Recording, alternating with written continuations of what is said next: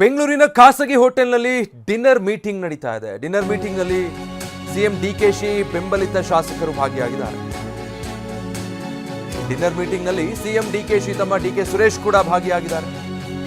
ಶಾಸಕರಾದ H C Balakrishna, T B Jayachandra, ಶಾಸಕ ಶಿವಲಿಂಗೇಗೌಡ, ಮತ್ತೆ Kadalur Uday, Nara Bharath Reddy, Sharath Bachegowda, Ramesh Babu, Basavaraj Shivaganga, Prakash Koliwad, doctor H D Ranganath, B Shivanna, ಮಾಜಿ ಸಂಸದ ಶಿವರಾಮೇಗೌಡ, ಇನ್ನು ಪರಿಷತ್ ಸದಸ್ಯರು ವಿನಯ್ ಕಾರ್ತಿಕ್, ಎಸ್ ರವಿ ಇವರೆಲ್ಲರೂ ಕೂಡ ಈ ಡಿನ್ನರ್ ಮೀಟಿಂಗಲ್ಲಿ ಉಪಸ್ಥಿತರಿದ್ದಾರೆ.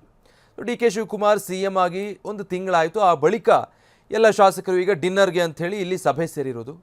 ಡಿ ಕೆ ಶಿ ಬೆಂಬಲಿತ ಶಾಸಕರದ್ದು ಒಂದು ಸೌಜನ್ಯದ ಭೋಜನ ಕೂಟ ಇದು ಅನ್ನುವಂಥ ಮಾಹಿತಿ. ಇವರೆಲ್ಲರೂ ಕೂಡ ಡಿ ಕೆ ಶಿವಕುಮಾರರ ಬಣದಲ್ಲೇ ಗುರುತಿಸ್ಕೊಂಡಂಥವ್ರು.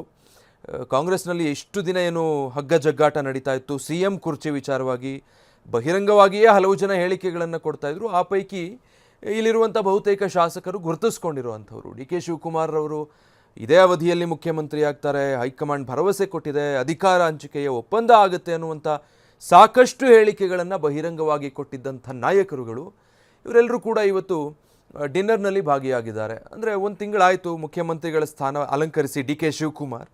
ಹೀಗಾಗಿ ತಮ್ಮ ಬೆಂಬಲಿತ ಶಾಸಕರನ್ನೆಲ್ಲ ಕರೆದು ಒಂದು ಸೌಜನ್ಯಯುತ ಭೇಟಿ ಮತ್ತು ಔತಣ ಕೂಟ ಇದು ಅಂತ ಹೇಳಲಾಗ್ತಾ ಇದೆ.